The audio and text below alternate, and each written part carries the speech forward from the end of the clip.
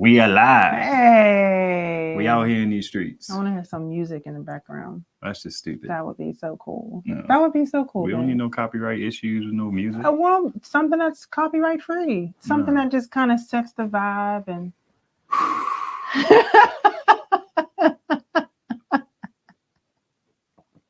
Okay. Music would be cool. It's just quiet. It's just. Yeah. What's happening, MJ? Hey, Kimber Hey, Jack. everybody who's here. Yep, I saw MJ. Hey, Kimber Jack. So we haven't done this for a long time. Yeah. For a long time, we have never done this. We have quite a few videos on our Richards Revealed channel. Wait, are we on Solar or? No, we're on ours. Okay. And we've always wanted to do this video, so I thought, well, how about now? So what I want to give is a little, hey, what's going on, Pops? Hey, Dad. I wanted to give a little pretext. So my question to you is, well, I'll give a little pretext of what my life was like before meeting Dell. So this is about how we met. Which is what the title says. But right? still, I mean, you still gotta like. My bad. Hey, Crystal's over here. Nice. Hey. We should have messaged Crystal Brown directly. I don't know if she'd be on the Book of Faces all like that. I'll send her a message. So, man, it's a long time ago. We've been married for a while. How long have we been married? I'd have to do the math. 13, 14, no, 15? It'll be 18. 18? 18? Yeah, 17 years. It'll be 18. Wow. It's been a long time. Shaved a lot of years off talking about 13. Yeah, I live a thug life. I met Dell when I was no. We got married when I was 22. So I'll be 40 this year. Mm-hmm. So before meeting Dell, I just have a quick summary. I'm from New Orleans, so I am an introvert. I don't even think I was aware of the term introvert back then. I don't think my parents were. They always called me antisocial. That was what I was called all my life before we had the language of introvert and extrovert. So I remember my homeboys, what happened is, I never really was into like the club scene or anything like that. I would jokingly say, like, if I ever went to the club, I wanted to go to the club and meet the girl who had also been dragged to the club by her friend. I didn't want to be any of the chicks who like being in the club. So it's an interesting. Want to meet me? No, I did not. That's interesting. Just that aspect of your story is going to be, very interesting. Not in depth, but ultimately, I do believe. Yeah, I was celibate at the time, but not because of your faith. I remember it had some parts to do with it. Yeah, but it wasn't like, like for me, celibacy was like strictly because I'm a woman of faith, you know what I mean? As a believer, as a Christian, like that's not that I was, successful at it, for a while, but I knew the standard and I knew that I was falling below the standard before I stopped falling below the standard but anyways. Yeah. My dad said, I remember how you two met. Yeah, I bet you do. that's a whole other aspect of the story. Yeah, a really beautiful aspect for me. So I wasn't really like just to keep it a buck, like I was searching for and hoping for and like being open to like a committed, serious relationship. Everything as an introvert. If any of you guys are introverts, we do most things with intention. We're not into like, the casual whatever. So, so that's kind of like my state. I was single, and I was looking, I was open, and I wasn't like the city life just didn't have much to offer me as any city life would. It's not a ding on the inno or anything like that. But I'll let you. Yeah, I want to say, but I mean, you also were different than like the regular typical dude in the urban city. You know what I mean? In New Orleans, like he didn't. Like if you even now, like he never sounded like he was from the NO, except when you were around your folk. When you get around your people, then it comes out. But I feel like you were never really the same as everybody else around you. You were a standout. Fair enough. Not that I knew you growing up or nothing like that. So, what was your state of So my whatever? state, I was 24 at the time, and I was like right in the, I was like in the what's it called, the upswing of my walk with the Lord, because I got saved in 2002, and that was the beginning of just my whole life being transformed. Right, I'm now in Washington D.C. from Pittsburgh. I was in school, South Carolina State.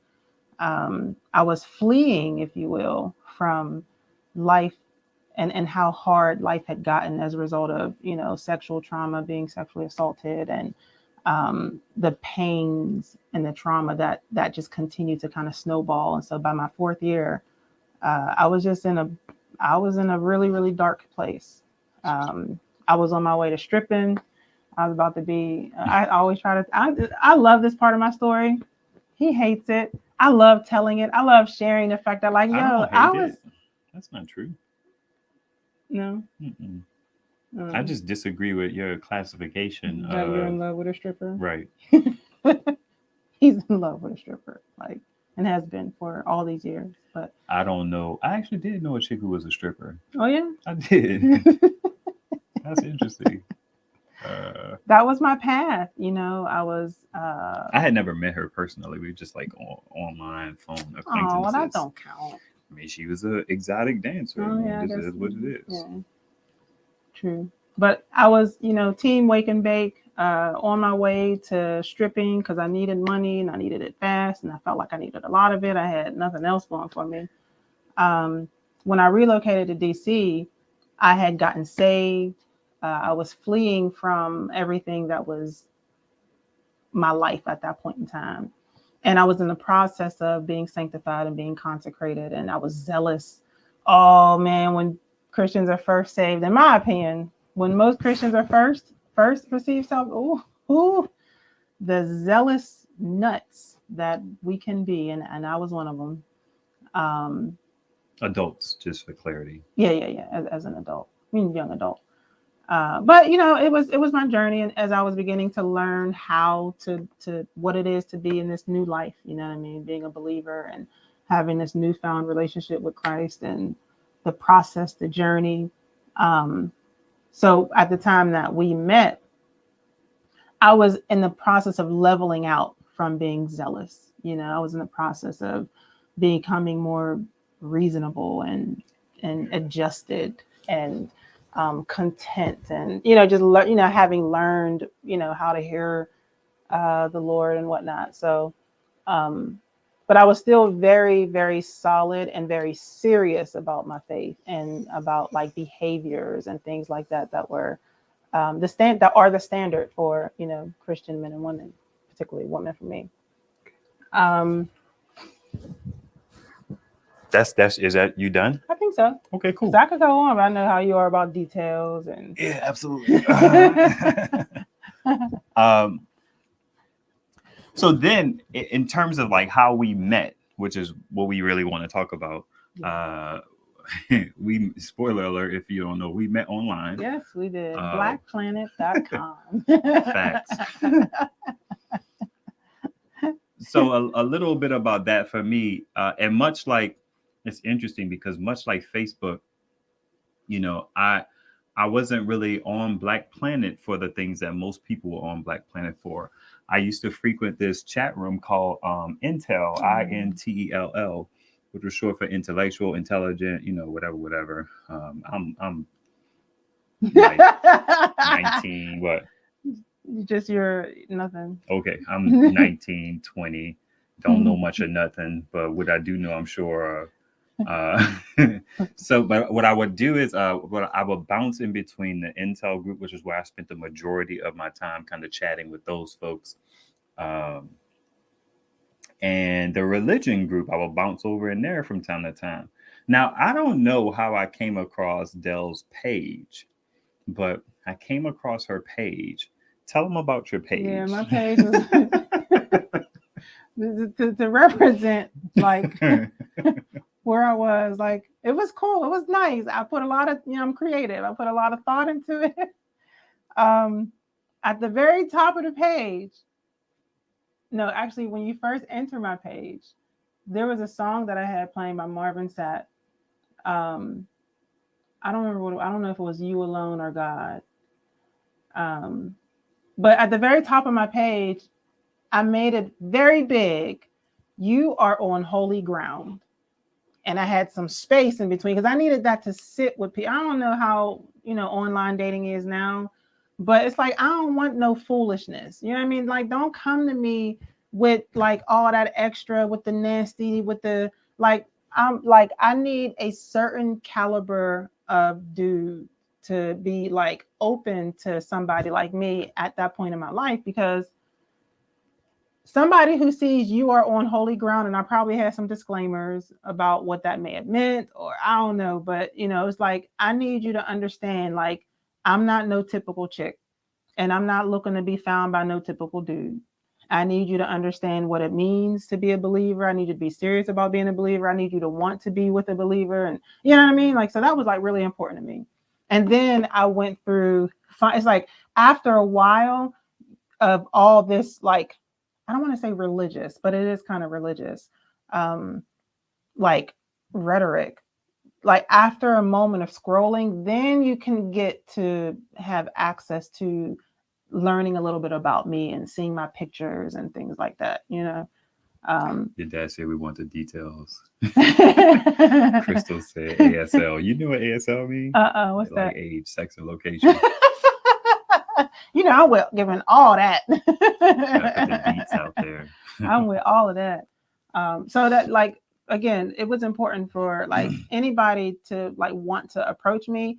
I need you to understand like who I am, and to weed out a lot of the foolishness that it's like, no. Man, I'd like to say I was so smitten is a word that I would use, but I don't know if that was initially, but I was certainly captivated by Dell, very much so, which is interesting. I had a little picture. My first picture was me on my friend's at her, like in front of her fireplace, and I was all cute like this with my my leg was up, and or maybe I was this way, I don't know, but Yeah.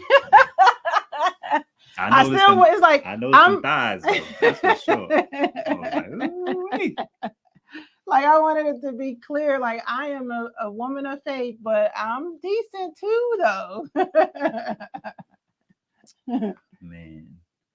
So I don't remember a whole lot of the details, but there was a couple Yeah, you things. just hit like your very first message was very simple. It was just like, "Hey, how are you?" or "Hey, how you doing?" Oh, really?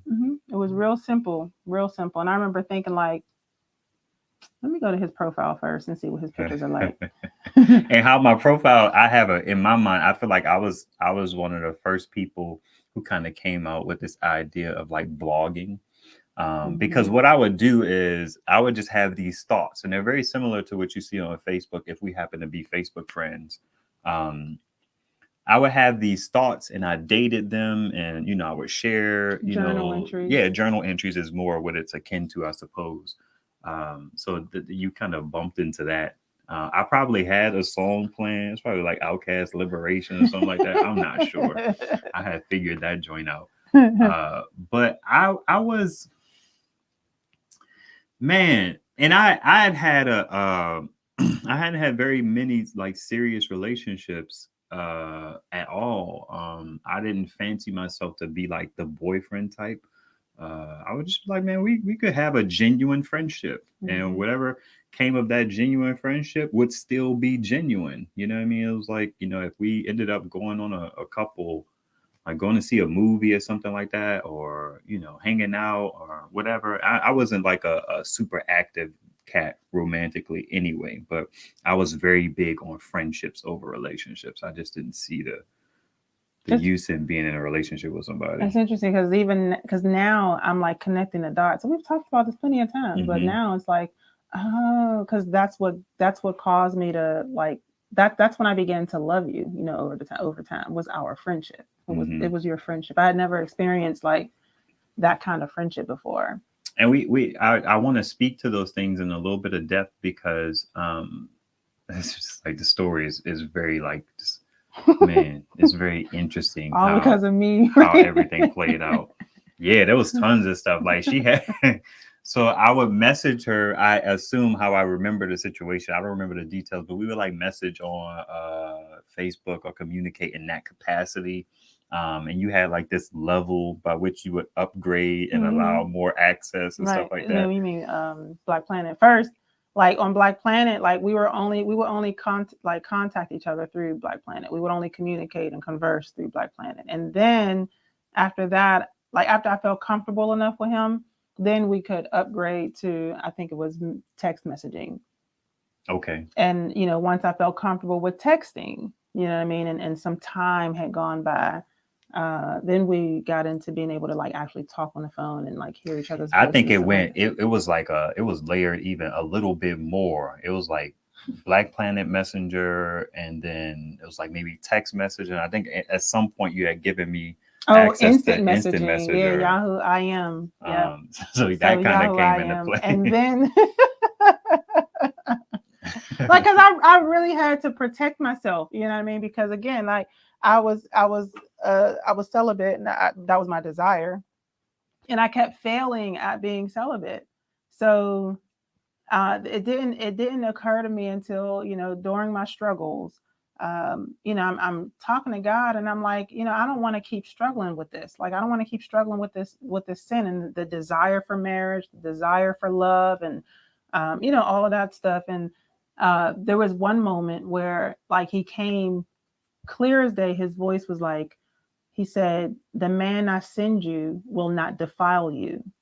And it was at that moment that I was able to then process every male that expressed interest through whether or not he had the potential or had the desire or had the intention, even if he was to like fall or stumble into you know, sexual sin, if he'd be willing to do it with me, then you ain't from God. And I specifically wanted God's best for me. I wanted the man specific for me, not just somebody to settle with, you know what I mean? Not just somebody that God would be like, oh, I mean, yeah, he's cool. You know, he'll do. Like, God, who specifically do you have for me?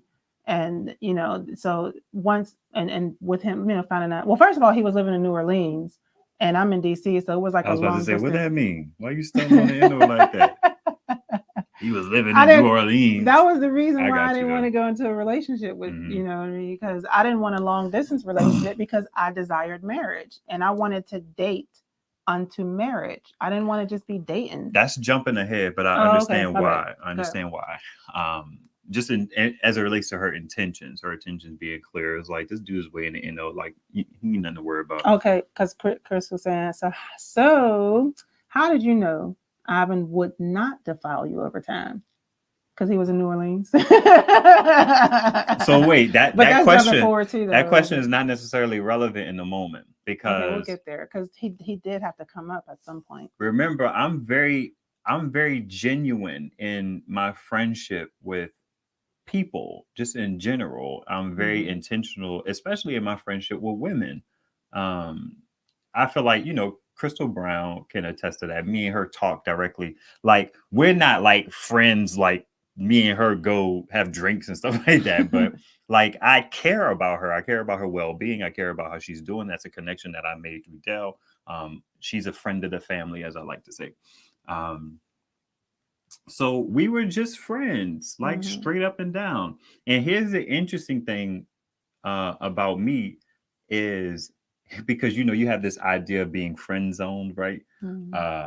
I think that I've always kind of thought about this concept. It's like, you know, you can't. One thing I was clear about, I like to believe at throughout the duration of our friendship, if as I was very and you could correct me if I'm wrong, but I feel like I made it clear that I was interested in you. Yeah, You know what I mean? It wasn't like just some homeboy stuff, but I understood how to be a friend and also, you know, be like, you look nice in your pictures, or Mhm. that was cute, or I find you attractive, and Yeah, things you like that. actually, yeah, you mentioned it not overly often, but you Hmm. mentioned it often enough. You know what I mean? And it was pretty like consistent, which is interesting to look back at that. You know what I mean? Because even throughout knowing that, he was interested in like, interested in me beyond just friendship, um, because he was in New Orleans, I ended up getting into another relationship with some guy because again, you're in New Orleans. I don't see how this could happen. So we'll remain friends. And I got into another relationship. And even while in that relationship, we were like the friendship between us did not change. It didn't shift. You know what I mean? You didn't distance yourself at all. I may have because of the mirror nature of just me giving my attention to somebody else, but you were I always don't even available. remember you being in a relationship. I think I vaguely remember like y'all breaking up. Yeah. Because literally, I remember, again, because fell in sin, sexual sin, but more importantly, I remember God was saying, "Doc is not your husband," plain and simple. And I was heartbroken because again, I'm looking for marriage. He had dangled, marriage in my face. You know what I mean? Not that he was being yeah, Manipulative or or anything anything. like that. It's just that I knew that that was on his heart as well, a desire of his. We talked about it. Not that we were ready to move forward, but I knew that that was a desire of his, and so I was cool with that because I wanted it so much. But so I was heartbroken when I felt like God was saying, like, nah, that's not your husband. It felt like my aspirations to be married were just completely cut short. And I mean, and they were just because I was about to, connect myself to the wrong person. So I remember, just when like it was to the point where I remember telling him like, don't contact me. Like I have to completely rid myself of you. You know what I mean? Like if I cross your heart, if God bring me to your like just pray for me and keep it moving. True. I Don't remember reach that. out to me. Don't say, hey, I just like, I appreciate it, but I don't, I need to completely sever. I need to completely disassociate, from the relationship because I really loved him. He was a good dude. He was a really good dude, you know? And so of course my friendship, and another thing is I was friends with two Ivans, Ivan Richards and another one named Ivan Brown. And Just put everybody information out there, last names and all of oh, that. my bad.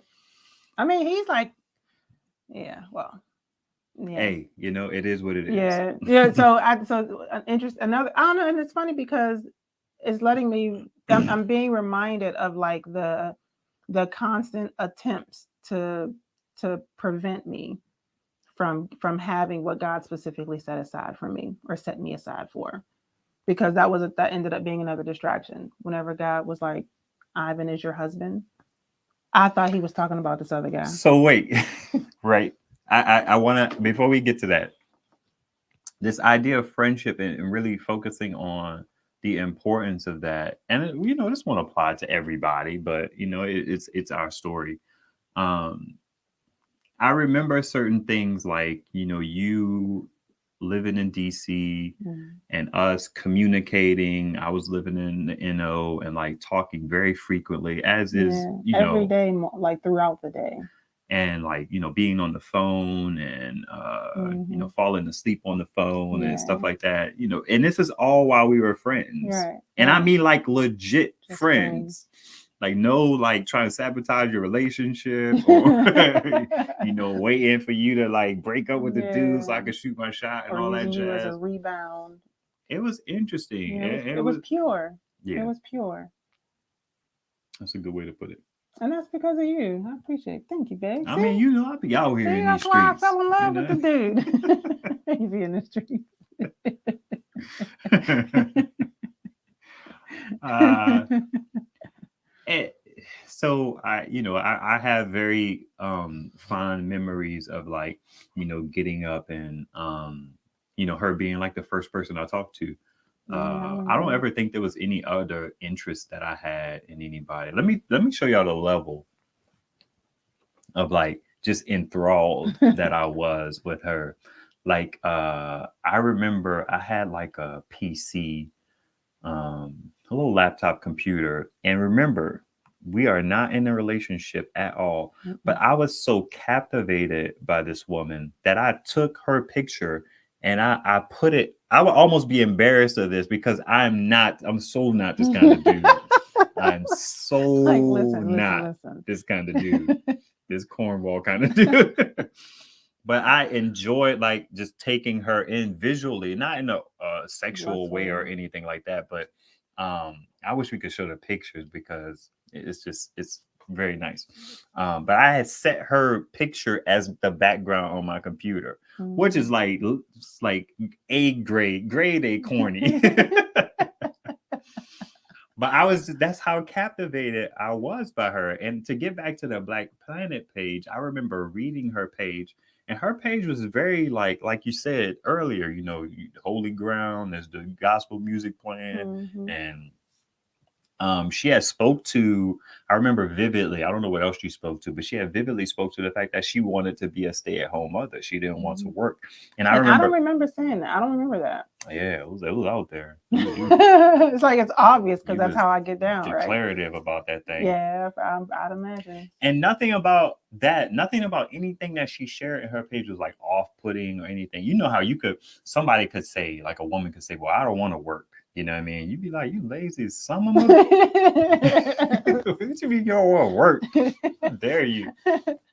Swipe. But it was a word that comes to mind is I was at peace with it, just in looking back on it. Because it was coming from a genuine, sincere place. You know, I do remember knowing that I wanted to be a stay-at-home mom.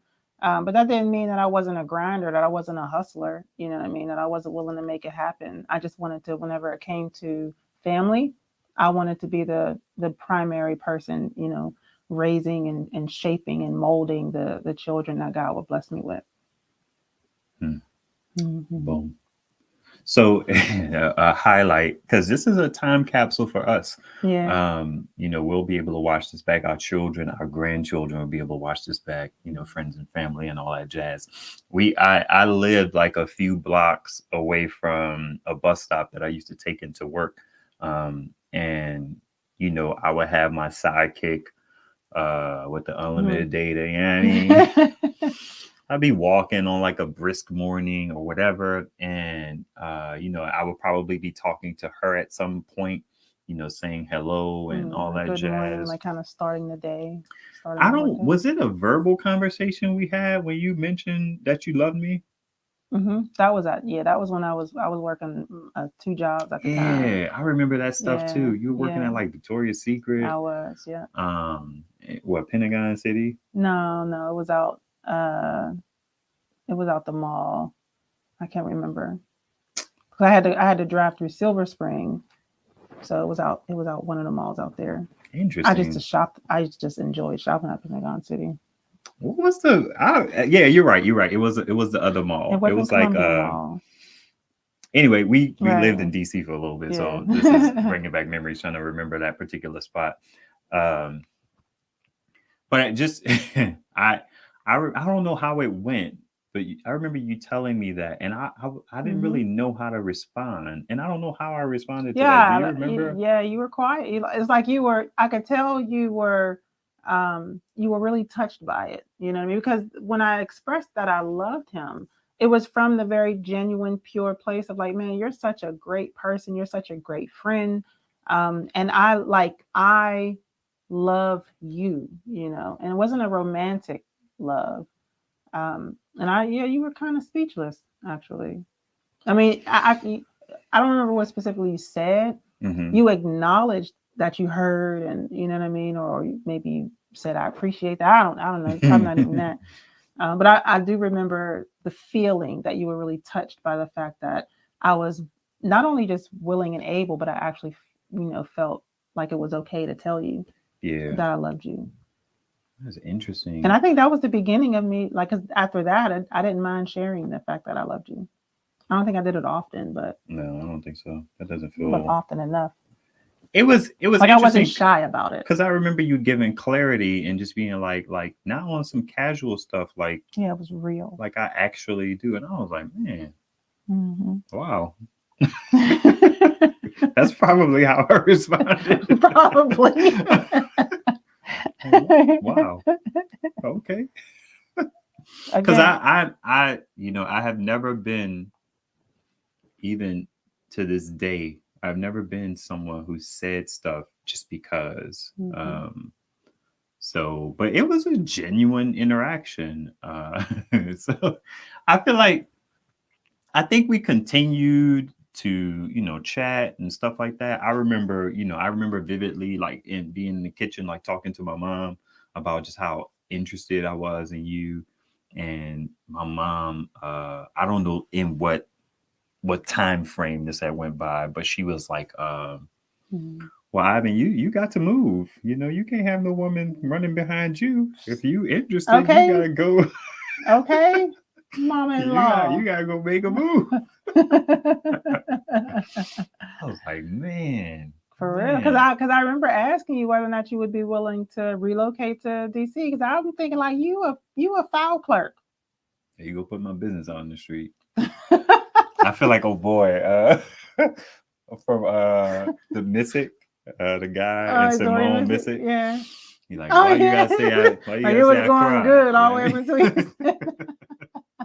said, Simone Missick is from a show called All Rise. All Rise, and Yeah, she's Lola, married Judge to Lola, another actor actor named dude, Dorian. and we watched their like love story or whatever how they met last night. So But I really did not. The thing is, I didn't respect you being a file clerk because I knew your capacity for tech. right, I knew his prowess for tech. He was very tech savvy. Like I mean, Wheaton, was it Wheaton? that sounds It familiar. does, but you like going to the Is that mall. the mall? That's right. Is that the one that's close, like near NIH, near not Pembroke. What's it called? Twinbrook. Twinbrook, like out in that area. Because my second job was close to my first job. But what was that? You remember saying that? I feel a little played because I hope the comments from the live stream stay and they're on by default. But I And we don't know get if there are, because if oh. not, we're gonna have to read these comments and we ain't gonna be able to see them during the replay because you have to tell YouTube to give up the comments on the replay. Oh, okay, true. Oh, before you did it. But yeah, I mean,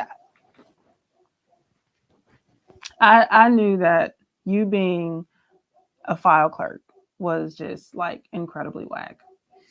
And it was. Yeah, it was. I remember asking if you could change, like begin the process of shifting, your career focus. Now, why not get a job at Best Buy, entry level? And you had all these reasons because of transportation, and at the time you didn't want to travel wherever the Best Buy was. I was just like, so why don't you just relocate to DC? And you was like, well, I mean, I don't know. you don't remember why? You don't remember why you didn't want to relocate? No, I don't. I feel like it was the newness, the change. I feel like you're a procrastinator, so that probably played a role. You were probably significantly procrastinator then. You know what I mean? I'm pretty sure that probably I had played a never role. really traveled either. I had never really left the city. The furthest I had gone out of New Orleans was, you can't touch that one. Oh, What you trying to accomplish? you're just moving it over. Okay, thank you. Anyway, the furthest I had traveled, I think, was with my homeboy Slim to like Mobile, Alabama, or something like that, to go like meet some Yeah, I girls or was say it something like wasn't for that. them girls. I wish I could get back in touch with the homie. Yeah. I forget her name at the moment, but she was a homie, much like anybody I was Yeah, kicking it it was with. cool, right? I hope she's doing well. Hmm. So, just to like jump forward a little bit, we continued our friendship. I remember talking to my mom about that, me being interested in her being like, yeah, well, son, if you serious, you can't have no woman coming down here. And then I remember there was this aspect of things where I was talking to my mom about the spiritual aspect because, Dell had shared with me that God told her that Ivan was her husband. Mm-hmm. And, I've been into her from day one. You know what I mean? So he talking about me. I'm like, I remember telling my mom that. I don't know what she said. It doesn't ring a bell at the moment. But I remember us having a conversation, and I was just like, you never connected the dots that. Right. Because again, there was another friend that I knew named Ivan also. And when God said, Ivan is your husband, I immediately, my dad said, ain't nothing in the mobile. Nothing but trouble, Pops. Nothing but trouble.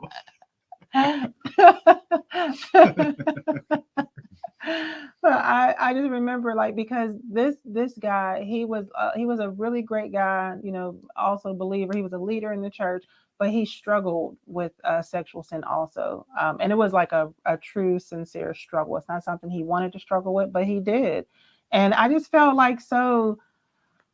I remember being like kind of upset with God. You know what I mean? Because Yeah. I immediately just assumed that, you know, I've now progressed and I've been doing well and so on and so forth. And you're gonna give me over to this HO, you know what I mean? This E. whore. Yeah, I it don't mean just to didn't speak feel about old boy like, but that's the but word I that's use for hoe. but yeah, I mean that's what he was though, you know what I mean? And he, like I said, it just felt like I've been like, why would you give me to him? You know, like It was a problem. it was. She It was was a struggling problem. with that. Yeah, it was. Because I was like, I don't know if I want your will for me. You know what I mean? Like I don't think so. And it never dawned on me. Not I don't know when. Actually, it never dawned on me until after I was in a conversation with him and he shared how there is a young woman that he was interested in and he had went to the Lord and asked if he could have her, asked for her hand, you know what I mean? And God, he made it work out for him. Mm-hmm. And then that's when I knew that I was released. And I was like, oh, Yeah, I you know remember what I mean? that. And then all of a Remember that. sudden my eyes are open to the fact like, oh, you're Ivan too. But again, oh, that's what it was because Ivan was in DC. He was in the DC area. You still in New Orleans. Like it can't be you. I think that's probably where my mind was. Like it can't be you. You still in New Yeah, Orleans and you have no desire or intention to come to DC. thug life. And I didn't have a reason to come to New Orleans. So what had happened was I was just sitting around, you know, being a gangster. Um and I get a phone call from my dad. My dad was like, "Yo," he said, "Yo," he was like, "Son, what you gonna do for the storm?" And I'm like, "What storm?"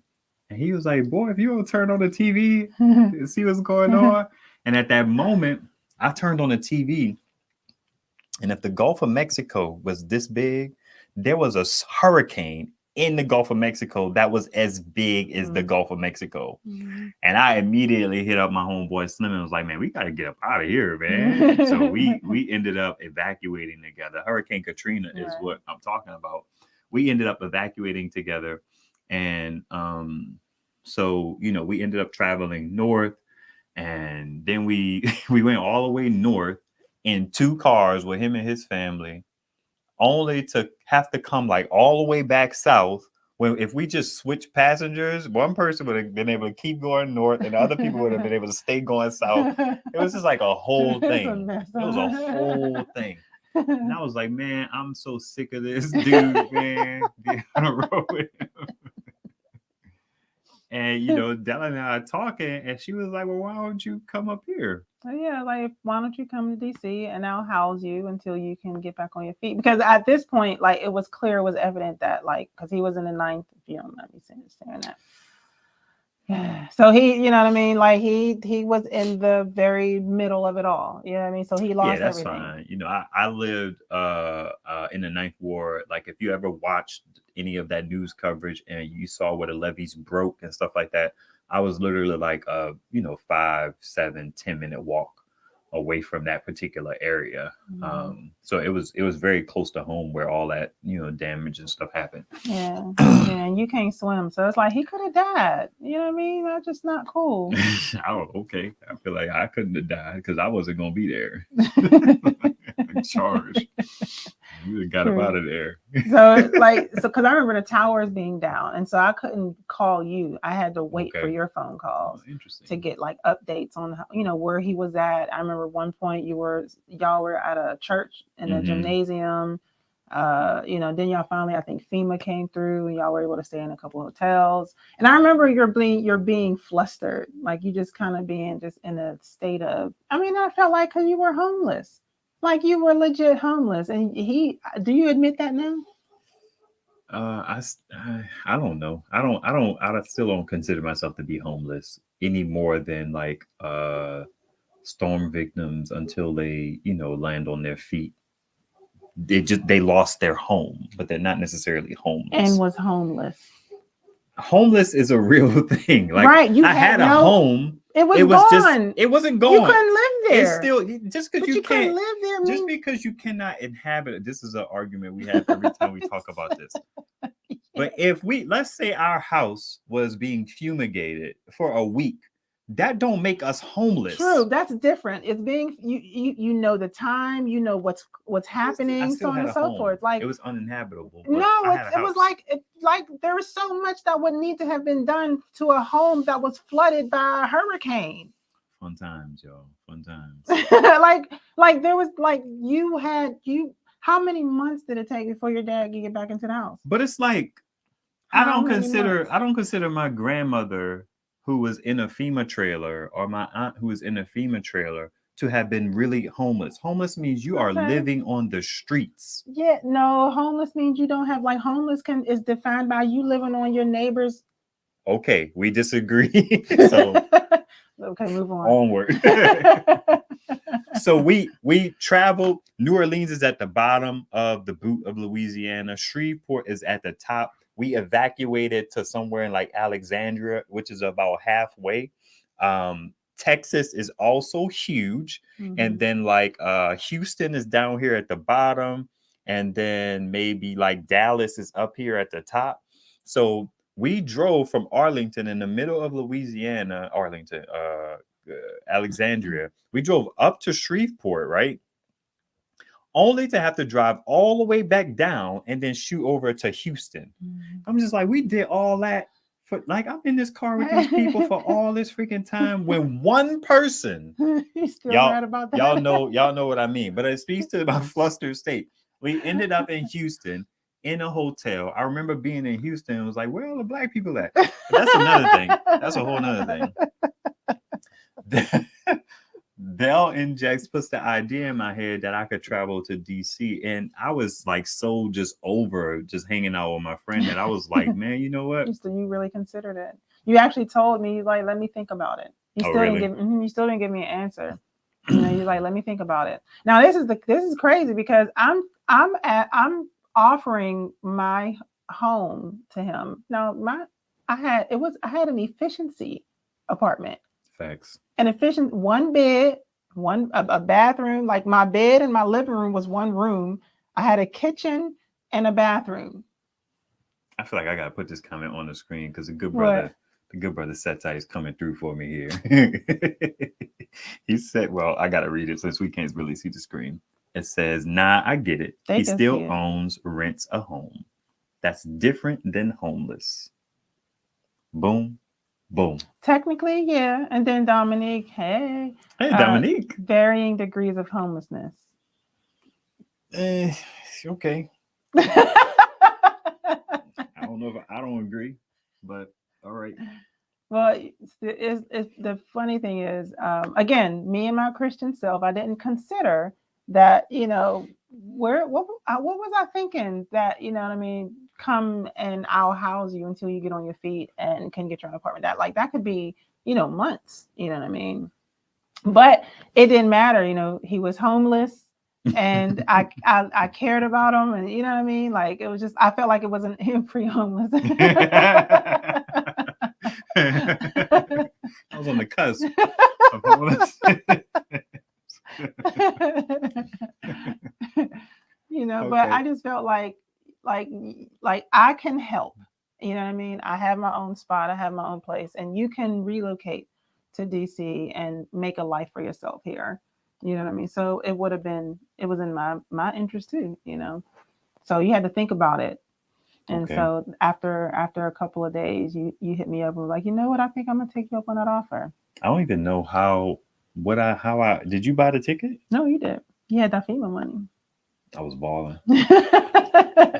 Yeah, you was like, you buy your ticket, you know, and you flew up. My first time flying. Oh yeah. Mm-hmm. Oh wow. Yeah, Yeah, I think I knew that because you said you weren't a traveler. Mm-mm. Um, and I remember very vividly how I was not going to tell my dad. My dad lived in DC, and I was not going to tell him. I had no intention on telling him, and there's no way he could have known. Ivan, he arrived. I remember coming to pick you up at the airport, and I didn't know like how tall you were. I didn't realize you were as tall as you were, and I was so shy. Like I remember feeling nervous when we were at the carousel waiting for your bag to come, and I was just like, I would not look at you. I was like looking straight ahead, like I would not look at you. And you were just like so cool, just like at least I could feel. You could have been nervous too, but you were like real, just easygoing, like real peaceful. I remember feeling like very peaceful, you know. And so that was cool. Finally, and I remember I did make arrangements for my cousin to give me her airbed. Yeah, her airbed. And so Ivan was gonna, sleep on the airbed, and I had my bed, and I felt like that would have been cool. You know what I mean? Like we know what it is. We not opening the door to nothing. At least that was, the intention, of course. But my cousin didn't bring the airbed. I don't remember what happened, but she didn't. At least that first night, she didn't bring the airbed. So we only had one bed. I did. I tried. And I remember that first night. That's Dell's dad, by the way, guys. Yeah, Daniel Thornton. That's my dad. I remember that night. I remember being nervous, but I didn't want to like force you on the floor, not knowing that you were fine with it. You would have been fine with the floor. I would have. You didn't say nothing though. You never said like, I'm cool on the floor. Like you didn't say anything like that. I don't know why. Oh, I didn't mind. I just assumed that, well, he got to sleep in the bed. I don't know why I thought that. That's just like so stupid. But I did.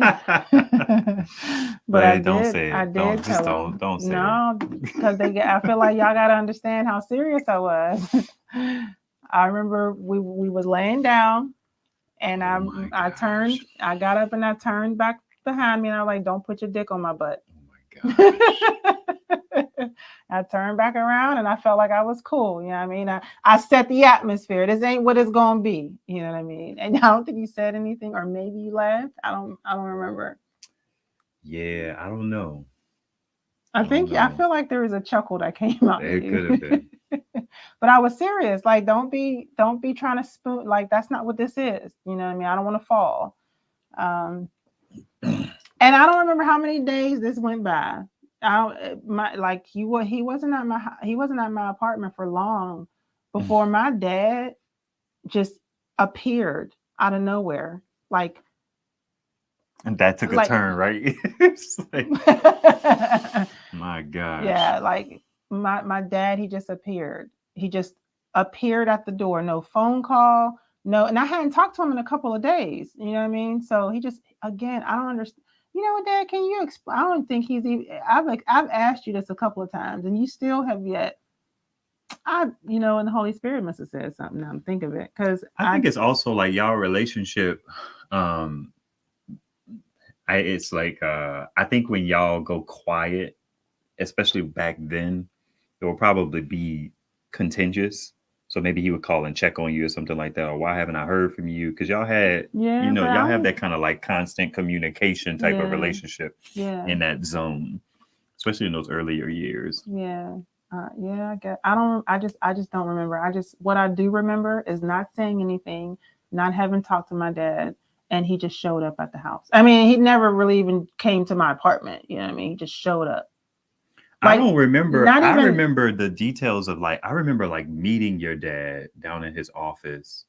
Oh yeah. Because I don't think I was around when y'all met. No. I think it was a situation where maybe y'all got together and then y'all talked about what was going on. Oh really? It was something had to transpire between y'all, because I remember having to go and meet him. And he was working at CBI, maybe in the pantry or before that. Registrar, yeah. I remember having to go down to his office and talk to him. Oh, okay. And he was like, yeah, we gotta get you a place of your own. So y'all must have had that conversation that I didn't know. Whenever he did appear, he just took Ivan. Like, okay, was I around? Yeah, you was at the house. Okay, I mean, you wasn't prepared or anything. He just That's appeared. interesting. I don't remember and that. he was like, "Come on, son," and you was like, "Oh, okay." And y'all left, and y'all were gone for a few hours. And when you came back, he came back being the tenant of a whole new apartment of his own. Let me tell y'all a quick twist to this whole apartment situation. First of all, I call him affectionately Pops. Mm-hmm. Pops is like, he's very resourceful. To say So the least. we went down to somewhere and, was able to get like registered. And I ended up getting a spot in this place, like right around the corner from Dell. Right. Mm-hmm. And it was in an area called, I'll leave that out. Oh, he said he was a church's point of contact for those affected by Katrina. You were. That's right. So that's why you was able to boop, boop, boop, boop. Yeah. You had already had those resources kind of lined up. There was another dude who was there, and he was from the NO, for real. He was for real from the NO. He was your typical dude from the NO. Okay. But if I had met him under other circumstances, I don't know how it would have went. He was rough around the edges, that brother. But just a little levity. I'm from New Orleans, and our projects are housing developments. We call them projects. Our projects are rough. So to the point where, like, and I feel like a lot of people can relate to this. If you weren't from a certain neighborhood, one in the NO, you didn't go to that neighborhood, especially as a young person. You got older, things to typically settle down. But you definitely didn't go to the projects by yourself, and you didn't go to no projects you weren't associated with at all. So, but Pops had kind of whatever, like got me a spot. I was in an apartment. We had to go through the process of getting me squared away. All good. He was like, yo, I need to get you. Y'all don't need to like, whisk away action. Literally whisked him away. And the apartments were like, they were nice. You know what I mean? Like, it was an interesting place. But me being from the NO, I remember like looking around, like maybe after like a week or 2 or 3, and I had read like the sign, and I read something that was like housing development, and I was like, yo, what? Like, this a project, man. Like, I'm living in the housing authority. Like, that was wild to me. But it was like a regular apartment type of situation. It was a nice apartment. It had elevators. I mean, oh my gosh, is that the mark of a nice apartment? Elevators. I mean, well, yeah, because when I think of like movies, I mean, it was a nice apartment. For the most part, it was clean, like elevators that were clean. It felt like kind of like close to a hotel. You know what I mean? It had like the markings of a hotel. Yeah, it was. I mean, it was just straight up apartment like complex. I mean, you had the leasing office, and if you had issues, you go down and talk to those people. It was like it was legit. They were professional. But it was a housing development for sure. So we had got squared away. This is like, I feel like this is. We're not in a relationship yet. I don't believe. I don't think so. No, you just arrived. Yeah, and we're just kind of settling in, but there's an intentionality there because we're within close proximity. I do remember like the point when we kind of decided to like be official. We were like in your apartment, I believe. And I don't want to make it about that, but we can make it about that. What? The whole situation where we was kind of, I feel like that's a good like testimony type of thing, because Dell had been sharing the spot with her cousin or some type of like when she wasn't there, she was there type of situation. Because she was relocating from wherever, I don't remember where she was, but she was relocating and she needed somewhere to stay. and for a while it was like, nope. It's an efficiency. I don't feel like sharing. Like, nope. But once Ivan was up here, and it's like, oh, and at this time we were we did officially start a relationship. We did get officially into a relationship. Then I'm like, oh, okay, well, he got his own apartment. I can hang out over there and you can spend more time here at my apartment until, everything, transpires. And I began to spend more and more time over at Ivan's apartment to the point where I was like, well, I'm just going to move in. How do, in terms of our, before we even get to the point where we're in a relationship, we hadn't really known each other that long. In person. No. Everything, like our entire friendship, to the point where we got into until we got into a relationship, because now you're in DC, to the point of getting engaged and to the point of getting married, all of that happened within 1 year. Right. That's what I was thinking. Yeah. I didn't want to. I was, yeah. Mm-hmm. Yeah. This was because the relationship, then getting engaged, it was like 30 days, like a month. We got into a relationship. Mhm. And by the next month we were engaged, and by the next month we were married. Boom. Boom.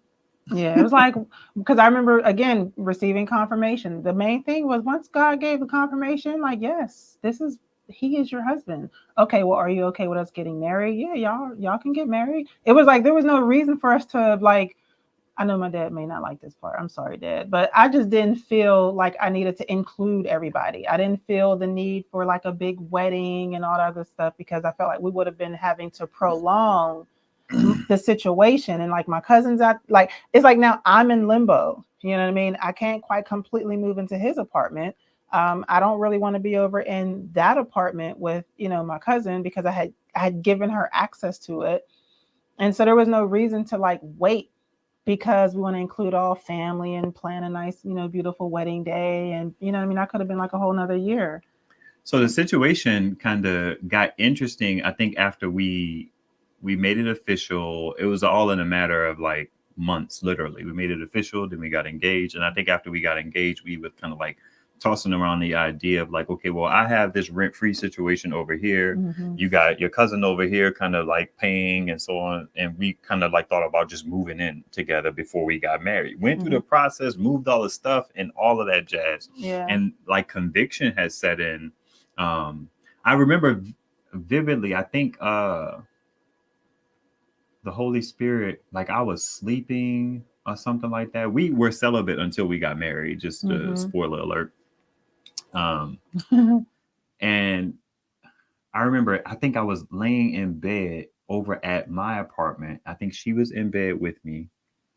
And like God, I heard a voice calling me, like Ivan. It was kind of like the Samuel situation when he was like younger. And I kept waking up like, man, I keep hearing somebody calling me or something like that. It happened a couple of times. And I think we had got to the point where we just decided that even though we weren't being sexually intimate, we weren't like violating, we weren't going up to the line and then, or none of that. I don't believe, right? I don't think so. Not that I remember. Yeah, I don't remember like having no issues, because I was impressed. I mean, at least not, then at that point. I feel like the door hadn't been opened yet, but that's not to say it wouldn't have been, you know what I mean, moving forward. Right, just in terms of like living together. Right, proximity and, I think we would have been fine, because I feel like I was personally just in a space where it's like, I'm not in a rush, you know what I mean? I was, though. Like, I wanted to have sex. So I do remember we had like moved all the clothes and did all the things and stuff like that. And then because of that conviction, Dell had to actually just like go back to her space. And then her and her cousin kind of had to deal with that for a little bit until we like officially got married and like did it the right way. And there's a lesson in that, just in terms of like, most of us come from the very like Christian culture in some capacity or another. And it's this idea like shacking up, and we know our parents and our grandparents, kind of our church culture frowns upon shacking up, living together and stuff like that. We had to be mindful of the appearance of things because of how it looked, and not being willing to like dim our testimony, so to speak, or even our witness. I remember I remember there was a young lady who was across from us, and I was talking to God about like wanting to like, like how can I reach her, because we talk, we chat, you know, but I knew that the way that she lived with her dude was very, very different from the way that I was living with mine, you know what I mean, at the time, before we were married. And, you know, I remember him just letting me know, like, well, your witness is, you know, pretty much moot at this point because she don't know the difference between what she's doing and what you're doing. She doesn't know your standards. She doesn't know what goes on behind closed doors. What it looks like to her is what she's living right now. And in that moment, being able to know that there's no real distinction to the eyes, then that let me know, like, I get it. I understand. You know, not letting your good be evil spoken of, because the good was we were being very intentional. We knew the standard. We were abiding by that standard. You know what I mean?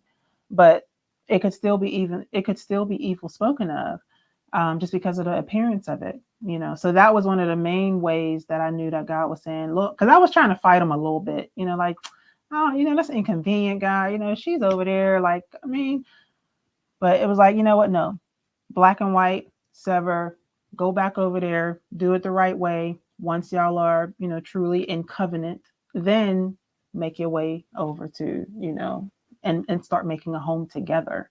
And so that's what we eventually did. We and again, we didn't do the, you know, we're going to go to the courthouse, and we went through all the, you know, the processes and stuff like that.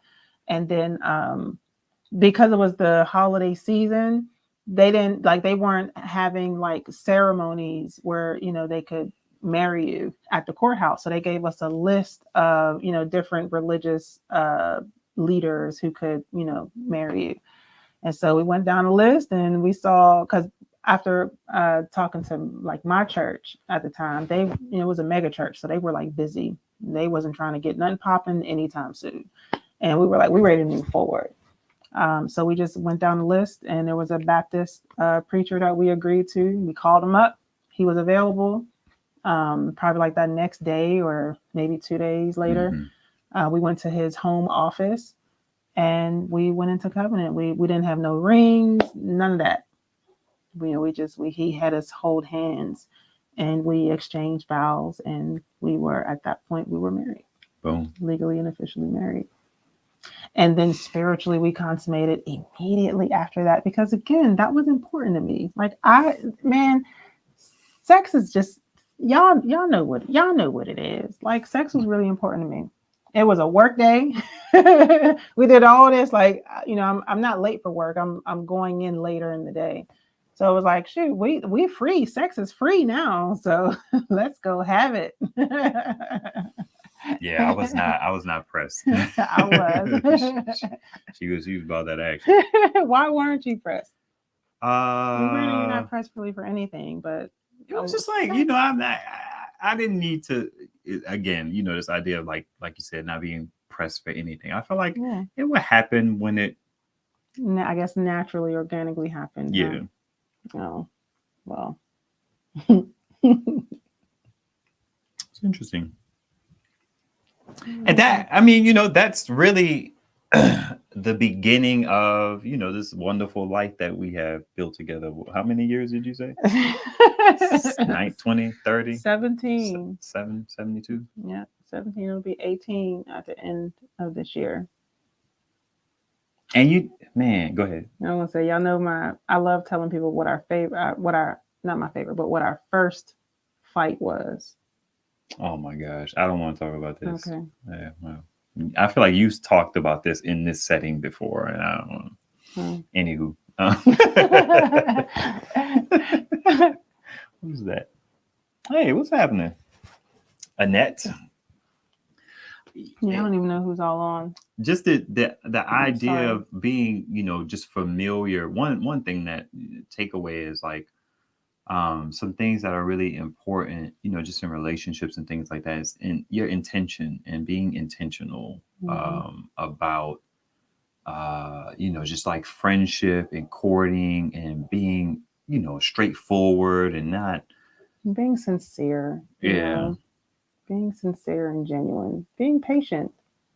And for believers, you know, being obedient, being connected enough to have that conviction, and to follow it. Yeah, and to listen to it. You know what I mean? And I'm not trying to paint no rosy picture of me, because, you know, I like to say that I've been a church attender all my life, just in terms of like how I was raised.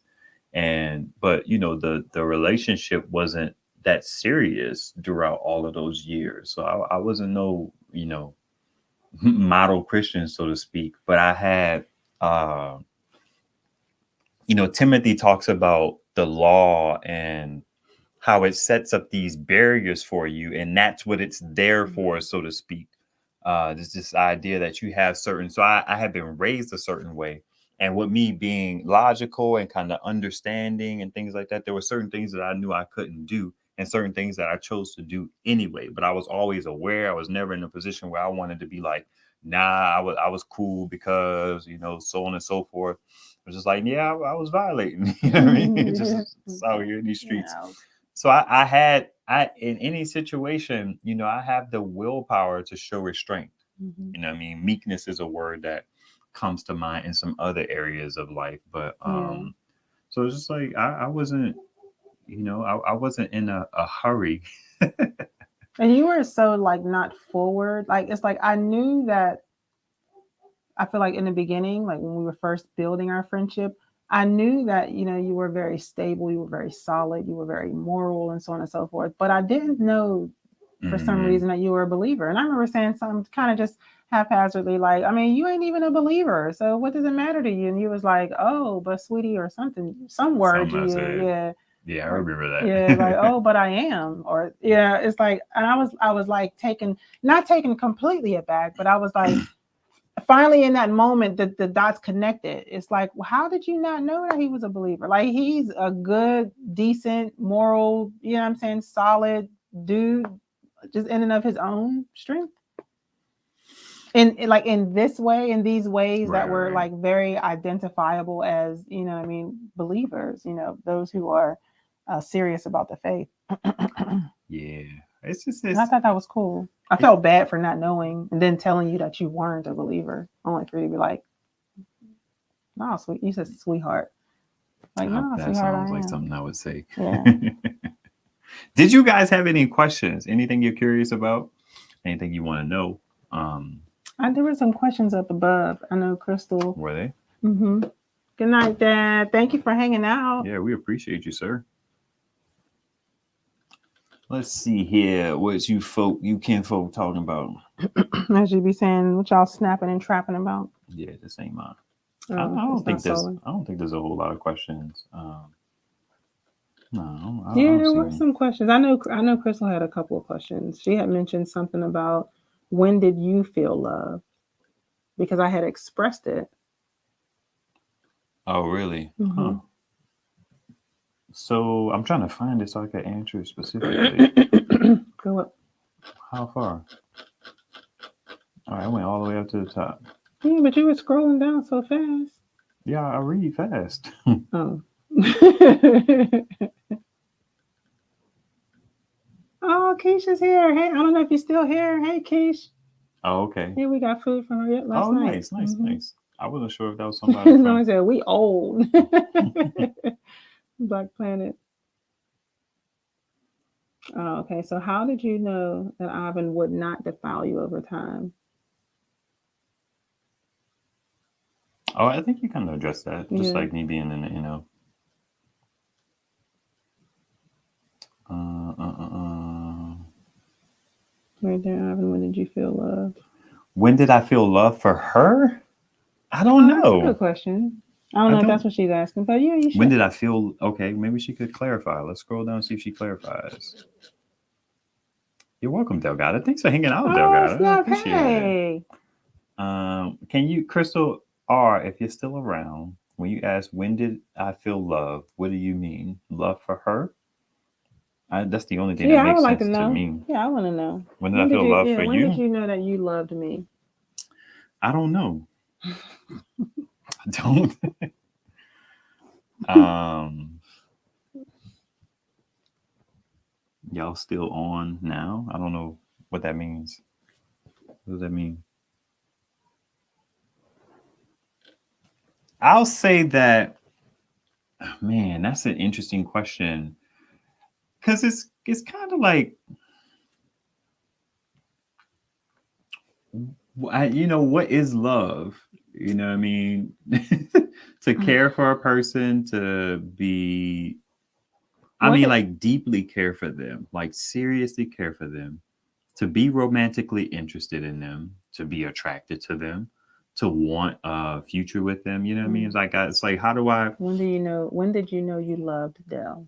Yeah, I don't know. Mhm. I don't know.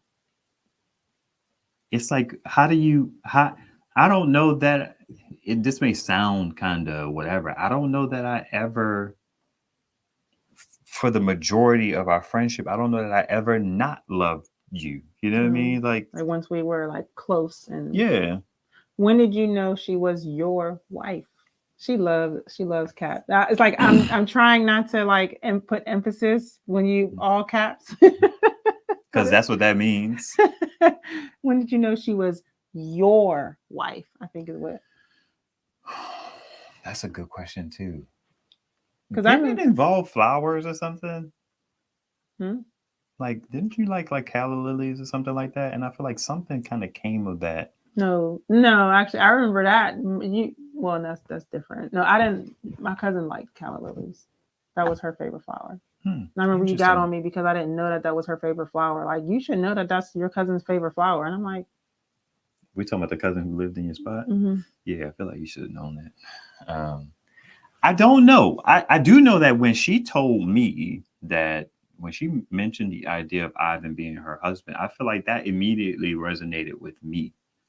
Um, and I do remember talking to my mom about that, but I don't remember what the conversation Yeah, I with my remember mom you was talking to like. your mom too. Um, because you know, my mom is my, you know, my mom is why we have the spiritual foundation that we have. So my Mm-hmm. mom is the more spiritual person in our household, you know, more than myself. So I went and I talked to her about that, because I knew how I felt about her since I saw her Black Planet page.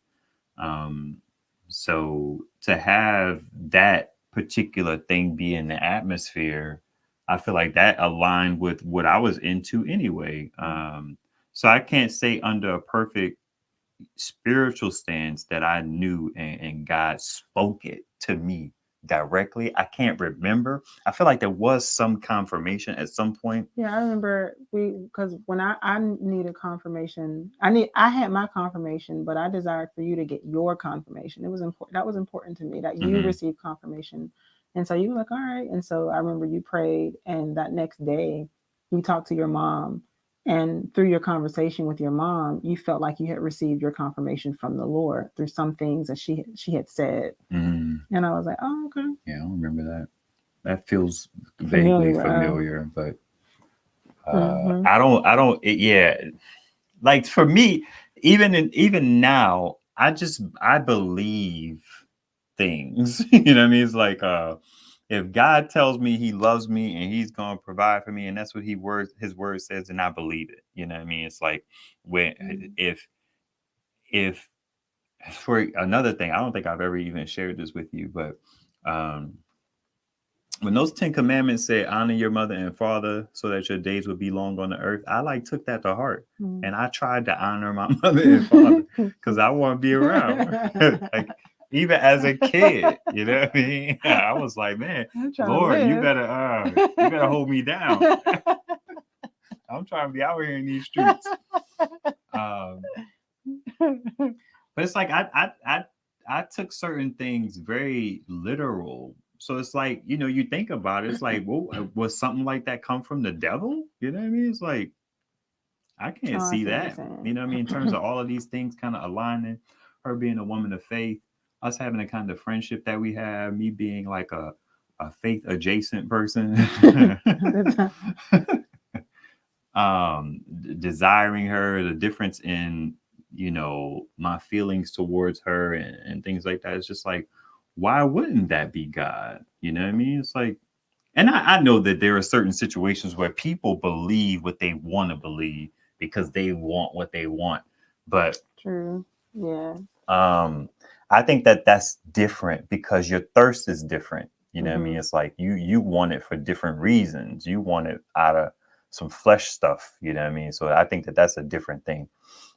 And I remember for a while, like, because you don't hear God the way that I hear God, I would question your relationship or the depth of your relationship, with the Lord. Why? He talks.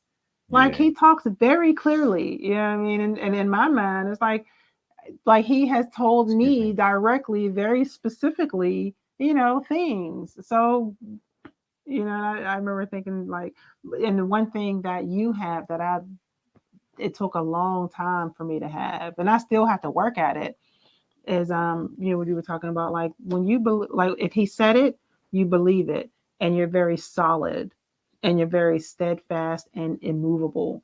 You know what I mean? Like, you're very yeah, I'm just now recently, having that level of I don't want to say assurance, but I think about, like, when, like picturing you standing, like, I can't just move you easily. You know what I mean? Like, you've always had a very strong and solid, immovable foundation, in the Lord, and that's like something that I appreciated, because for a long time I didn't have that. I would be hearing from God specifically and directly, but still, like, being tossed to and fro and not sure, was that you or was that me? I'm not sure. You know what I mean? It's like outside of those moments where I knew without a shadow of a doubt that it was him. So I appreciate it. There are some very real differences in how our relationship with God manifests and how we move in him. And I had to get to a point where I could appreciate and respect, your unique relationship and your unique way of interacting with God, while still believing he'll talk to you if you would just listen and hear him. Yeah, I agree.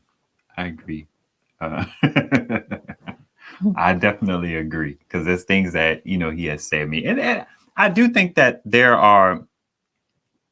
this is something we struggle. This is something we struggled with early on in our marriage, which was like Dell comparing our faiths to each other. Yeah, and I think rightfully everything, so. right? Yeah, she did compare a lot. She did I compared our marriage to comparison. my dad and his marriage. It was, and I remember I complained to my dad, and I remember finally he was like, baby, I've been married at the time. I've been married for 10 years, and I feel like, I don't know where me and Ivan was at the time. You was probably at like 2 or 3 or something. Maybe like even 1. Yeah.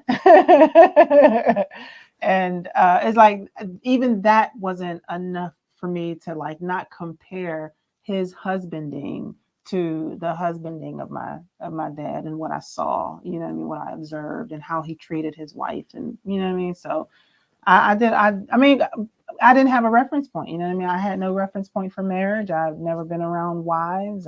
My mom wasn't a wife. I don't recall anybody who was a wife, in any meaningful way. So, I don't recall being, privy to or proxy to, marriage. I didn't even grow up. I didn't grow up with my biological father. You know what I mean? So I didn't even have a reference point when it came to the love of a man, how men love, how men communicate, how men process information, how men, you know what I mean? Like, I'm working with, nothing.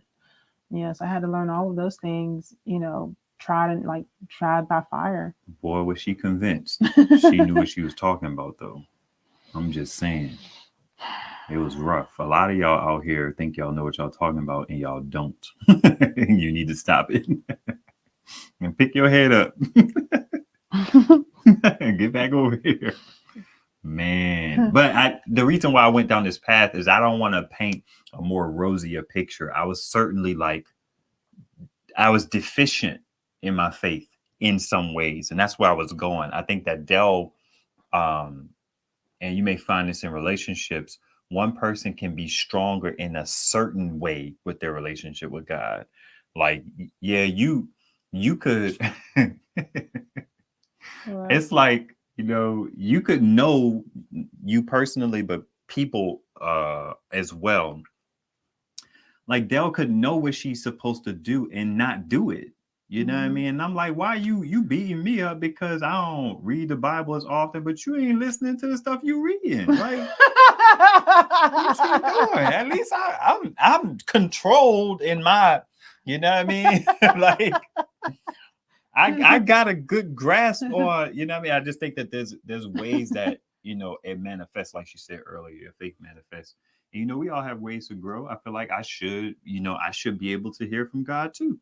And that I think but we had a different thing at that particular time. It's like God talking to you and you ain't listening. Wait, okay. How you better than me? If God told me, I would do it. So it speaks to my personality too, right?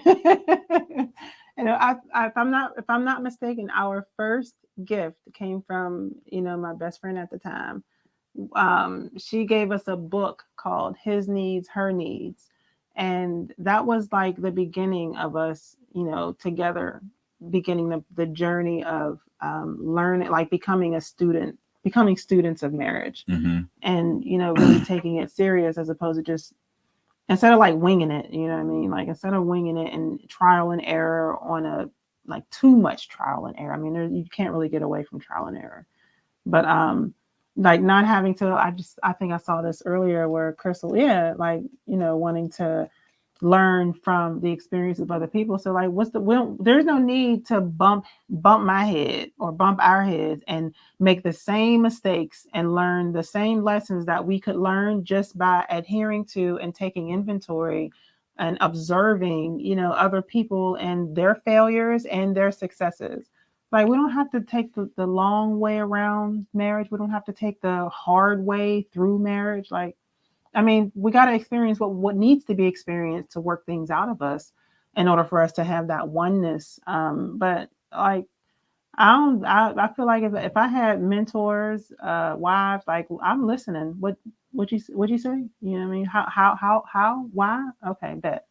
I have all of our marriage books.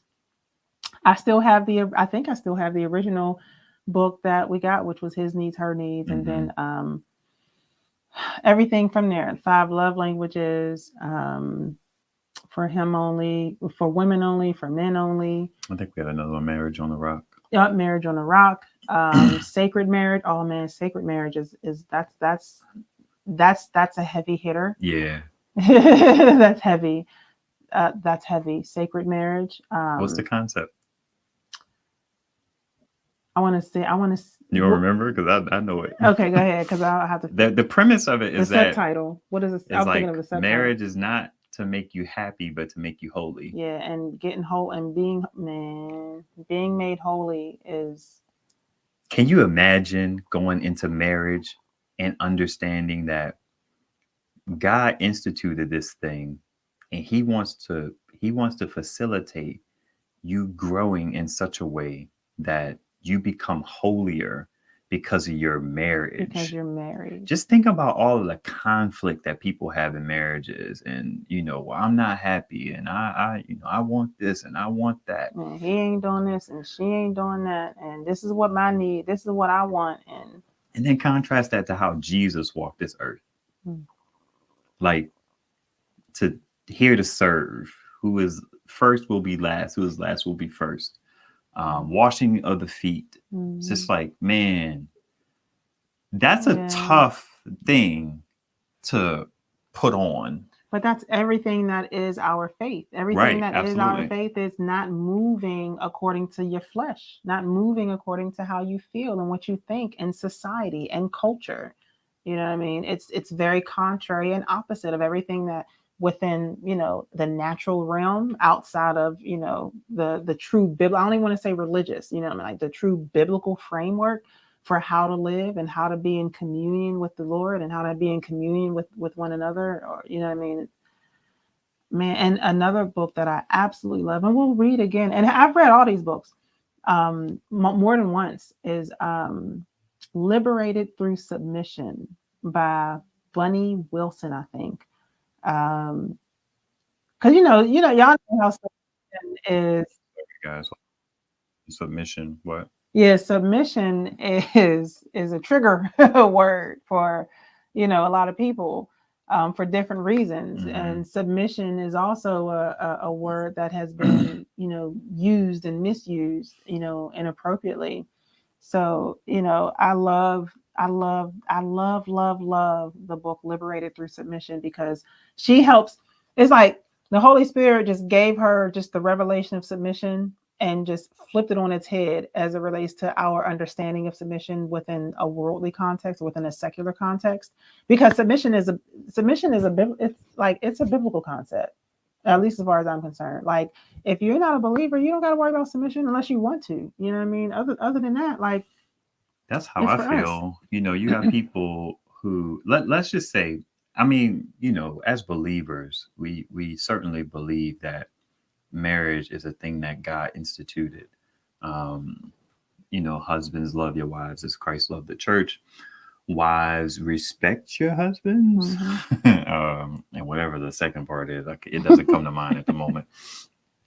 There's a thing in marriage where, you know, sure, maybe two people who have gotten hold of the idea of service and, you know, humility and so on and so forth, they can make it work. But in terms of like it really fulfilling its purpose, you need God's help to do it. You know what I mean? And you got I these did. people trying to appropriate this idea of submission and leadership and headship. Um, into a non-Christian lifestyle. And it's like, that's not going to work, man. You can't take a thing that you need the Holy Spirit for and just slap it on your life and be like, yeah, you need to submit. It's just like, y'all need to leave that alone. Just go ahead and have your raggedy marriage. I'm being a little humorous. But just go ahead and have your marriage and y'all figure it out. But this, because of the, you know, Judeo-Christian or Christian influence in this society, people feel like they are owed and entitled to very Christian concepts. And I'm not a scholar. I'm not trying to get into what came first, the chicken or the egg, because I can't speak to that. But I know it's God's principles. So you know, I'm just going to give them to God. Whether you want to attribute it to something else that you into, that's on you. But and that's fine. But it's just like, you're misappropriating an idea that's not really meant for you. It's like the idea, you know, the people, they wanted a king. You know what I mean? It's just like God was with y'all, leading y'all, providing y'all, and y'all looked at the world and wanted that idea and that concept. So God was like, okay, well, I'll give you this ridiculous thing. You don't need it. And then it's like people on the outside want to take God's stuff and then put it in their situation. It's just like, well, I ain't built that for you. That ain't for y'all. Y'all need to leave that be. Because you don't understand the foundation or the reason behind it. And there are some other things and principles along that helps to empower these things. And you don't have access to those things. So it's not going to work out for you necessarily. I mean, I feel like there are some universal truths that just are universal truths because they come from him. They just are what they are. They're going to be what they're going to be, you know, no matter what you know, who you are or what you affiliate yourself with. But another, Dell talks about for men only and for women only. Those books were very vital. Very impactful. Go ahead. No, you go. You sure you don't want to continue being go rude? You know, already put the rudeness in motion. You might as well follow through with the rudeness. My bad. I say that sometimes. Like I'm sorry, I mean to cut you off.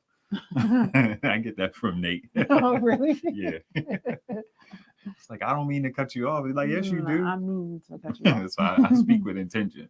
But it's just this idea of just understanding how women's brains typically work. And I think on Dell's side, you know, how men work, what's important to them, and so on and so forth. It's like you have to enlighten yourself to be your best possible self, even from a carnal, fleshy standpoint. Like understanding can go a long way, and it has gone a long way along with God's, you know, providence and his wisdom and so on and so forth. So like to the point that you had mentioned earlier, like often now it's not just us women, because he did try to make it seem like it was just us, but you know, we as individuals, we don't know as much as we think we know. We have our own sphere of experiences and, you know, things that have influenced us, things that we have observed, conclusions that we've drawn, assumptions that we have, you know, about not even just ourselves, but especially about like the other person or the other gender.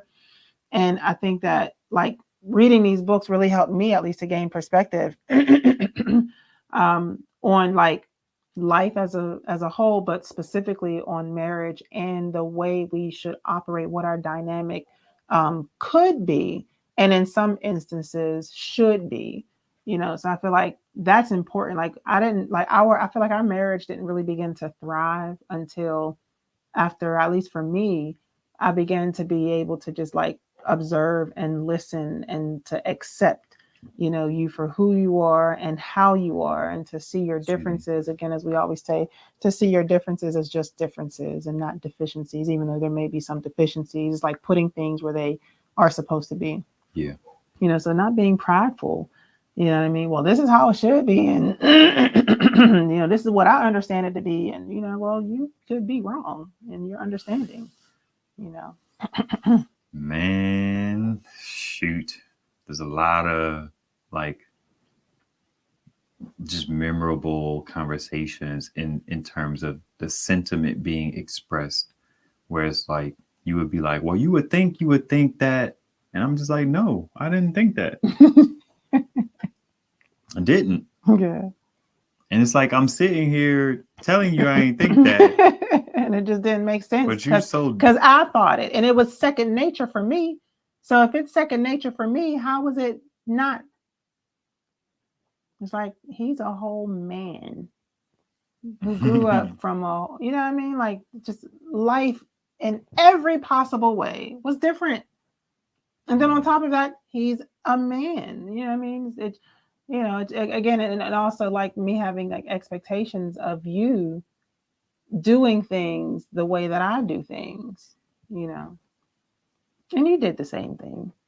Not as bad, but you often, with your logic, you would expect me to like process and have the logic that you had. And that's the same thing. Like, well, I didn't think of it that way. That's interesting. Yeah, I bet. I just feel like my instances are more trivial. Your stuff is like you being just 10 out of 10 upset with me. I'm at like a 3 trying to figure out like, why didn't you think about it this way? But you are peeved in the least. By that point, yeah. Up to that point. I mean, it's interesting too. Yeah. Yeah. What? This is not for the good of the conversation? No, it just would have been a deviation. Okay. Yeah. Well, I'm pretty much done. You got anything you want to add? No, I mean, it's funny because the kids all seem like they just so straight. Like they're just like really chilling. And I feel like they should be hungry. Ain't nobody interrupt us yet. You know what I mean? It's like, wow. They be chilling. So let me say this. I want to kind of start recording more videos on this channel of like family life and tie it more so into just like the direction, just like the focus of our life. I'm not quite sure how to do it, and I feel stuck in that moment. But it's like we're trying to be intentional. We're raising our kids to love God, and genuinely, not. I don't want to manipulate or persuade them outside of anyway. So I kind of want the content to shift into that, where it's like a lot of. Sorry. I don't know. I don't know like live etiquette. Like when I see a comment pop up and it's like I'm ready to interrupt everything that's going on just so I can say, hey. That's fine. Somewhat. Oh, hey, Tina. I want to be able to document more vlogging again. Life around here.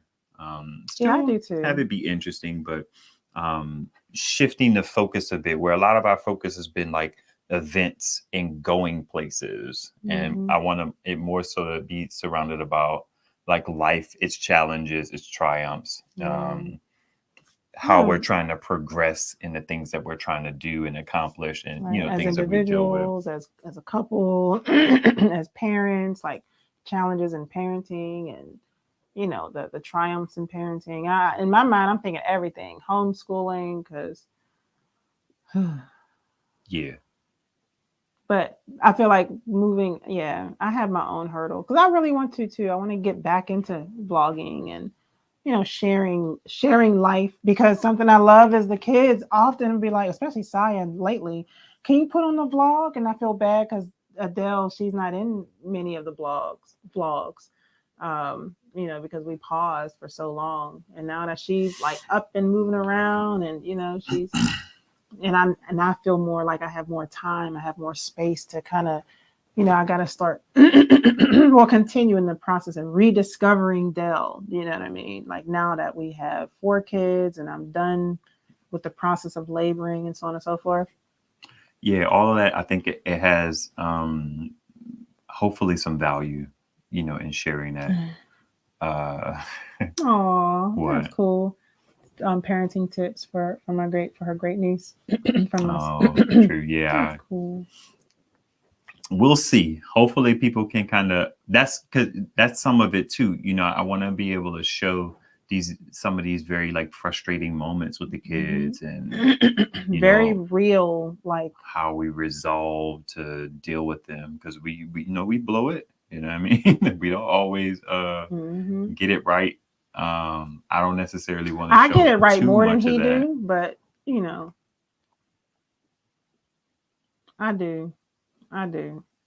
Because I'm intentional. I be reading stuff and I be like looking into stuff and he be on YouTube looking into lately electric vehicles. You know what I mean? If anything, I have like, if you looked into our history of like articles read and videos watched and stuff like that, True. I'm looking into stuff. Like I noticed Adele, she's like pacing, she just for a second, she'll just start pacing.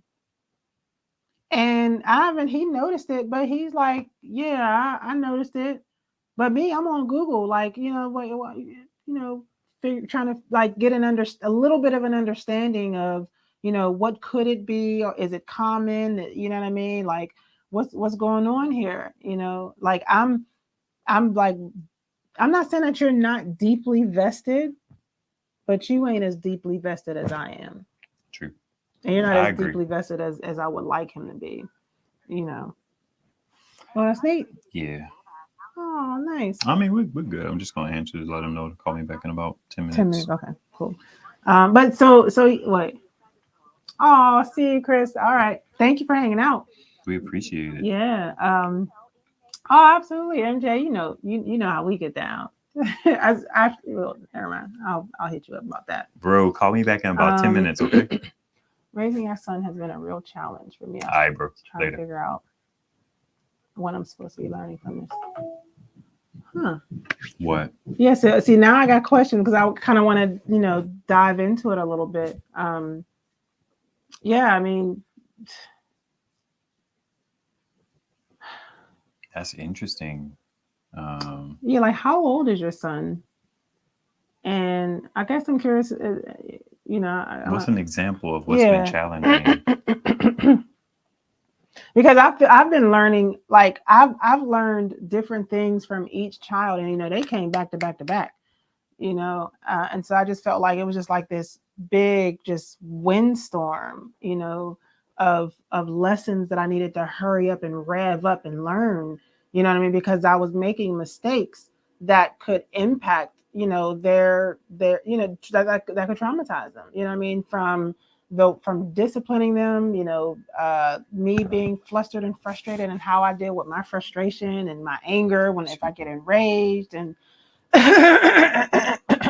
even from the aspect of like trying to understand how to school them as a homeschooling mom. Like I had to learn so much about like the concept of deschooling, which is kind of a like detoxing from my understanding of schooling and how we learn as a result of my traditional, schooling upbringing. It's like having to, I had to detox from all of that so that I could relearn in many ways how to properly facilitate the process of learning for my children. It's not just about like, y'all sit there and let me teach y'all, versus wanting to facilitate like a something in them, nurture their love, their natural love for learning, like wanting to nurture that, wanting to facilitate that and grow it and expand it and make it be, where I'm not the only one having to say, all right, come on, guys, let's get started, homeschooling. Whereas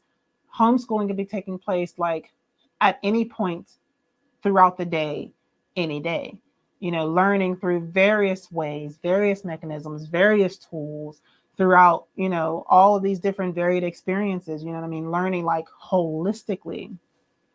That's something I have to figure out. Like I'm still learning how to do those things, even though there is a sense of like being, consistent and, math is math. You know what I mean? Reading is reading. Science is science, but there are other ways that we can kind of like learn and teach right on top of all those things, as opposed to, this idea that I originally had in mind as it relates to how to teach your children all these different things that they need to learn. So I think parenting will probably be a huge part of life. I don't know, maybe not. I don't think so. Yeah, maybe not. Because I feel like I'm starting to have more of a life outside of motherhood. That's a huge part, of course, but I'm finally getting to that place of Dell again, business and, my passions. Ethan, I like that name. Ethan, he's 10. Like, am I supposed to be learning patience, understanding, but do I need to change about myself to raise him best? Okay. You know what it is? Interesting. For me, I evolve naturally, organically, intentionally, but I give yourself just the grace and the space to evolve as you learn. I feel like I have a contentious relationship with like conscious parenting groups and gentle parenting groups and stuff like that, because I feel like there's this push for what feels like perfect parenting. You know what I mean? Like the mistakes that you make and how traumatizing it is, and don't do this and don't do that, and be this way and be this way so they can do this and they can have this. You know what I mean? It's like, I feel like it takes away from the fact that like I am a human being with a temperament, with a personality, with a disposition, with feelings. And my children have to be able to not even just understand that, but accept it, but from a healthy way, not because I project it onto them. And we're living life together. You know what I mean? Like, I can't think of any parenting books off the top of my head, but yeah, I want to get into it. I would dare say, Dominique, to be gentle with yourself, to be patient with yourself, be intentional, but grow and evolve like with your son, so that the change when you're becoming your best self can be like real, as opposed to like just like not modifying your behavior and modifying how you think, or trying to control how you view things, and you know what I mean, like that's just modifying like the fruit, whereas you want the tree, you want the root of like who you are as a mom, as a parent, to evolve and to grow, and automatically that's going to manifest in every other way. You know what I mean? I hope that makes sense. Something that comes to mind for me, I don't know how relevant it is, but I think about how contentious the relationship can be between men and women. And I wonder if some of that manifests in between like mothers and sons. Because of our differences? Yeah. Okay. Because y'all, I'm painting with a broad brush. Oh, that's Crystal. You didn't know that? Oh, I didn't know that was, no. Thug life.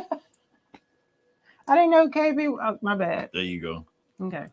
I think, much like we were saying earlier, I think sometimes women can have an idea of what men and boys should be. And especially if you're in the role of educator or, parent, I think that there can be some disconnects there with how you parent boys. But I don't know if you're in a homeschooling role. I'm going to reach out to you, Dominique. I'm pretty sure I still have your contact information. We are Telegrammers, so that's the easiest way to connect with us. But I understand a lot of people don't want to get an app for one person. MJ, Excuse me. Now I gotta clear my throat. But I think that something of it's like learning patience for me could be a situation where you just have to learn that they're different. Unless you're dealing with defiance. Defiance is a different thing. So that's because we also have to be stern with our kids. And like Dale was talking about this idea of like gentle parenting and conscious parenting. And somebody said this is couple the Perrys, Preston Perry and his wife Jackie Hill Perry. Jackie Hill Perry is very popular. She wrote a book called Gay Girl, Good God. She basically was same she as I understand Same-sex it, she attracted. is same-sex attracted, but she yielded her life to God and Jesus, and she lives in a way that is congruent with what God desires for us. So, but he said something that was really insightful to me, where he talked about, I don't want to necessarily make it spiritual, but they are believers. But he just talked about this idea that sometimes in parenting, what we try to do is we can do our best to give our kids what we didn't have. And I'm not trying to be stereotypical here, but it's this idea of like, okay, well, I didn't have a lot of love, so I want to give my kid love. Or I had too much discipline, so I don't want to discipline them too much. My parents were strict, so I don't want to be strict with them. I couldn't get a word in with my parents, so I want you to be a little more expressive and allow you to share your feelings and so on and so forth.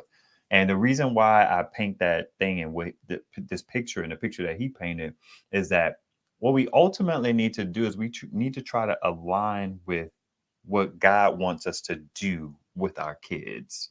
And if you're not a believer, you know what I mean, that's fine. What information can you glean from other parenting experts that can guide you down the path of what you should be doing with your kids and best inform you? What I mean by that is what you think is right could not be right. What you think is ideal could not be ideal. What you think is the way to go could be absolutely wrong. So it's That's like, tough. That's tough. yeah, That's tough. she can telegram today. It's And like hint, Crystal said hint. she knew I didn't know who she was. I was like, I had no clue. um, yeah, but we'll connect, Dominique. Yeah. We're certainly available to chat it up. And that could be like some live. That could be like topics of live streams too. You know what I mean? Because because it's constant. You know what I mean? Yeah, Like, absolutely. so parenting is we're parents, so that could absolutely be topics of live streams. If we could just be consistent. If I know it's me, I was about to say, I know I'm getting. I I mean, wasn't going to throw you under the bus, but I thought it. I'm getting better. I may have even thrown you under the bus, but I'm gonna get better. I'm gonna get better because again, life is beginning to open up for me, and I'm ready to kind of venture. I've already been venturing in things that God has specifically told me to move forward in. Um, but I'm life is opening up. Yeah. oh man, I guess I was just in here, man, just like straight up. No matter where we find ourselves, um, no matter where we are in the faith, denying alternatives, searching, so on and so forth. God is real. Mm-hmm. Jesus walked this earth. He died for us. And whether we want to or not, there's something that happens when you align with that thing. And I mean, like, really align with it. Because a lot of us, with the religion and stuff like that, and, going to Sunday morning worship service on Sundays and then living our life a certain way throughout the week or not really connecting with God. That's a whole nother thing. So, Mm-hmm. so I encourage you all to lean into, if you're a believer, lean into your faith. If you're not a believer, ask God to reveal himself to you. Because I know you've come in contact with the concept of God. You know what I mean? There's very few of us walking this earth, especially in the States, that don't have an understanding of what faith is, and who God is. We've either been hurt or pushed away or ran away or, whatever. So, um, you know Okay. what? Nice. So like she says, I homeschooled mine using board games like Monopoly, etc., where I replaced the game cards information with material they needed to learn, and they were really motivated to learn whatever. I dig that. Boom. I dig that because again, kids, fun, games, they will retain the information, and then they can look forward to it. Also, my sire, he kept asking to play Monopoly. But I didn't want to play no more. I tried playing with them just the very first time I tried playing with them, and I was stressed out. I was stressed, like, no, you roll the dice. This is how you roll the dice. No, you got to count from here. This is the direction you go. You go in this direction. Do you want to buy that? Well, what? That's not $5. What's count out $5? You know, it was just Yeah, like, I feel like Monopoly is a bit much. and this was like this was with the 7-year-old, a 5-year-old, a 3-year-old, and a 2-year-old. You know what I mean? It's just like I set myself up. I have to figure out how to do it better. You know, maybe do it with the young kids by themselves, and then the older kids by themselves, and then come together. I was being way too ambitious, but you know. But again, like not being hard on myself. It was just like I blew that one. So, you know, I've been avoiding it. But one thing's for sure, like homeschooling, you gotta keep it fun. It can't be serious all the time. All right, y'all be beautiful. I'm done. My solar folks, my contact information is in all my videos. So if y'all want to reach out, y'all got questions and all that jazz, y'all know how to get in touch with me. And get Dominique, in touch with him, get in touch with me. we owe you, Dell owes you a call. That's for sure. Mm-hmm. So we're gonna try and make good on that very soon. That's true. They do learn from the older kids. Thank y'all. God bless y'all. And good night.